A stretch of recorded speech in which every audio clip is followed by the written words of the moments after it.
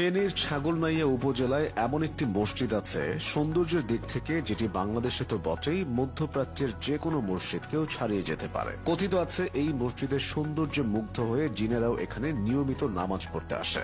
বিশেষ এই মসজিদের নাম কাবিল ভুইয়া জামে মসজিদ। ফেনীর ছাগলনাইয়া উপজেলার পাঠাননগর ইউনিয়নের উত্তর হরিপুর গ্রামে এটি অবস্থিত। কাবিল ভুইয়া বাড়ির সামনে অবস্থিত হওয়ায় মসজিদটির নামকরণ হয়েছে কাবিল ভুইয়া জামে মসজিদ। ইতিমধ্যেই কাবিল ভুইয়া জামে মসজিদের কথা গ্রাম ছাড়িয়ে দূর দূরান্তে পৌঁছে গেছে। তাই মসজিদটির জন্য ওই এলাকা এখন দেশ বিদেশের মানুষের কাছে পরিচিত।